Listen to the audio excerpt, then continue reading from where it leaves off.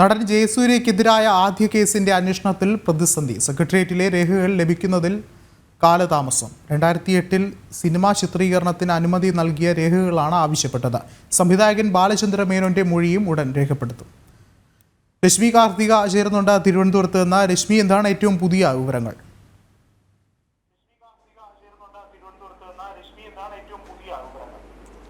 ജയസൂര്യക്കെതിരെയുള്ള ആദ്യ കേസ് അന്വേഷണത്തിൽ വലിയ രീതിയിലുള്ള ഒരു പ്രതിസന്ധിയാണ് നിലവിൽ പോലീസ് നേരിടുന്നത്. കാരണം ഈ സംഭവം നടക്കുന്നത് 2008 വർഷങ്ങൾക്ക് മുൻപ് നടന്ന സംഭവമായതുകൊണ്ട് തന്നെ അതിലെ തെളിവുകൾ ശേഖരിക്കുന്നതിൽ ഉൾപ്പെടെ വിവരങ്ങൾ ശേഖരിക്കുന്നതിൽ ഉൾപ്പെടെ പോലീസിന് വലിയ രീതിയിലുള്ള ഒരു പ്രതിസന്ധിയുണ്ട്. ഈ സിനിമാ ചിത്രീകരണ സെക്രട്ടേറിയറ്റിലെ സിനിമാ ചിത്രീകരണത്തിനിടെ ഇത്തരത്തിൽ ജയസൂര്യ നടിയെ കടന്നുപിടിച്ച് ചുംബിച്ചു എന്നുള്ളതാണ് ഈ നടിയുടെ വെളിപ്പെടുത്തൽ. ആ സമയത്ത് ഈ ഷൂട്ടിങ്ങിന് അനുമതി നൽകിയ വിവരങ്ങൾ ഉൾപ്പെടെ പോലീസിന് ലഭിച്ചിട്ടില്ല. പൊതുഭരണ വകുപ്പ് ഇപ്പോൾ നിലവിൽ പോലീസിനോട് അറിയിച്ചിരിക്കുന്ന ഒരു കാര്യം ഇത് ലഭിക്കുന്നതിൽ കാലതാമസം നേരിടും എന്നുള്ളത് തന്നെയാണ്. കാരണം നമുക്കറിയാം ഈ സ്വകാര്യ സർക്കാർ സ്ഥാപനങ്ങളിലൊക്കെ തന്നെ CCTV ക്യാമറകൾ 6 മാസത്തിൽ കൂടുതൽ അത് സൂക്ഷിച്ചു വെക്കാറില്ല, അതിന്റെ വിവരങ്ങൾ ഉൾപ്പെടെ ലഭിക്കാറില്ല. അത് തന്നെയാണ് വലിയ പ്രതിസന്ധിയായി നിലവിൽ തുടരുന്നത്. അതുകൊണ്ട് തന്നെ ഇനി വലിയ രീതിയിൽ ഈ ആദ്യ കേസ് അന്വേഷണത്തിലുള്ള പ്രതിസന്ധി അത് നിലനിൽക്കുകയാണ്. അതേസമയം തന്നെ രണ്ടാമതും ജയസൂര്യക്കെതിരെ ഒരു കേസ് രജിസ്റ്റർ ചെയ്തിട്ടുണ്ട്. കരമന പോലീസിലാണ് ഈ കേസ് രജിസ്റ്റർ ചെയ്തത്. തൊടുപുഴയിൽ വെച്ച് ഇത്തരത്തിൽ പീഡിപ്പിച്ചു എന്നുള്ളതാണ്